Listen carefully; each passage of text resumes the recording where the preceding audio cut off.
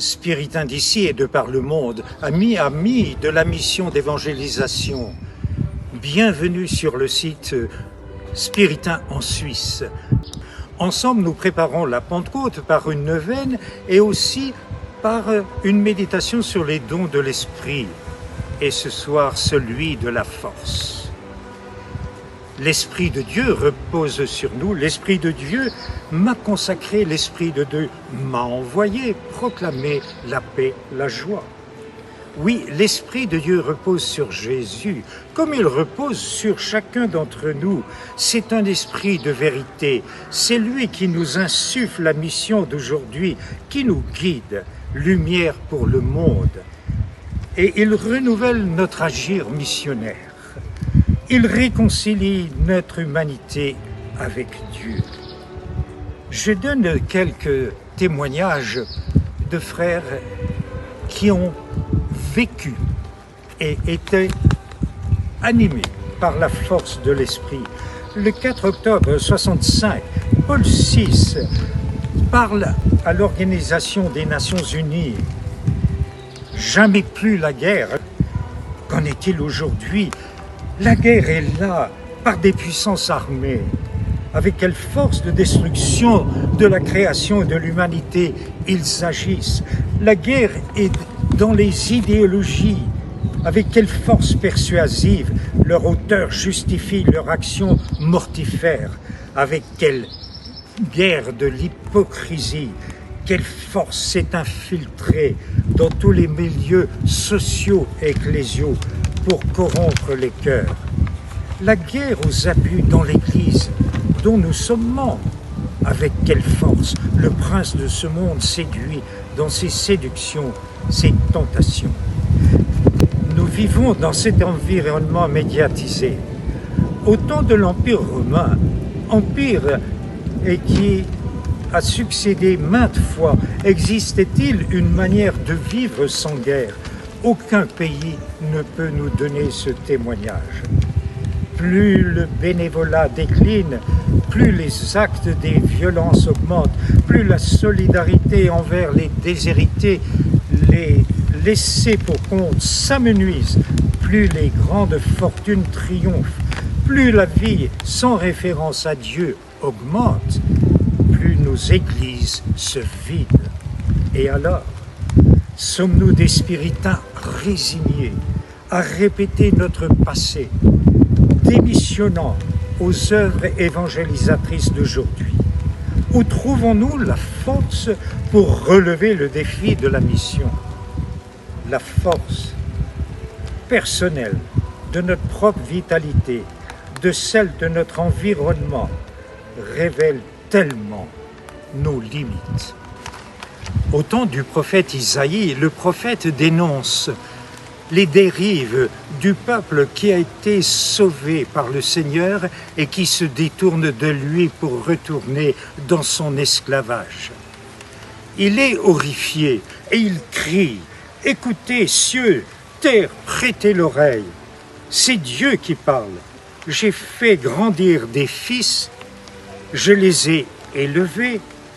Ils se sont révoltés contre moi. » Et le prophète poursuit, non pas dans le désespoir, mais pour ouvrir un espace. Le peuple qui marchait dans les ténèbres a vu une grande lumière. Sur eux, qui habitaient le pays de la mort, une lumière a resplendi. Et il finit en annonçant la venue d'un roi. Un rameau sortira de la bouche de Jessé, un rejeton jaillira sur ses racines. Sur lui reposera l'esprit de sagesse et d'intelligence, l'esprit de conseil et de force, l'esprit de crainte et de filiation. Depuis la prophétie d'Isaïe, de génération en génération, combien la force de l'esprit a renouvelé l'esprit de ceux et de celles qui écoutent la parole de Dieu et qui la répandent. Répondre à la mission spiritaine aujourd'hui, c'est encore chercher et recevoir ce don de force de l'esprit. Et la force du missionnaire d'hier est la même que pour aujourd'hui. C'est l'Esprit Saint qui nous la donne. Nos deux fondateurs, Poulard Desplaces et Liberman, ont osé la mission, osé s'y aventurer. Ainsi que le père Laval, seul à l'île Maurice, le père Brottier dans les orphelins d'Auteuil, ou le père Villetta, achetant en 1936, en pleine crise européenne d'avant la Deuxième Guerre, l'hôtel de la Forêt au Bouvray. En 1845, le père Liberman répond à un confrère vivant à La Réunion, découragé dans son ministère et dans sa vie communautaire, et il lui donne cette parabole, celle d'un voilier, d'une voile, d'un gouvernail et du vent. Le vent représente l'esprit, c'est lui qui donne l'énergie dans la voile, c'est lui qui fait avancer l'embarcation, le voilier. Au navigateur de tenir le gouvernail pour atteindre le port qu'il doit atteindre.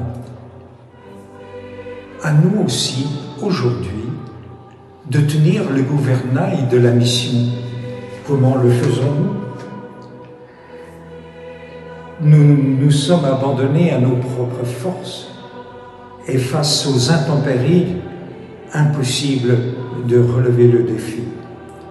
Une audace nous est nécessaire pour ne pas rester au port, pour ne pas stagner, de prendre le large, de naviguer avec le gouvernail pour le service de la mission, l'annonce, inspirée par la force de l'esprit, de la bonne nouvelle au monde.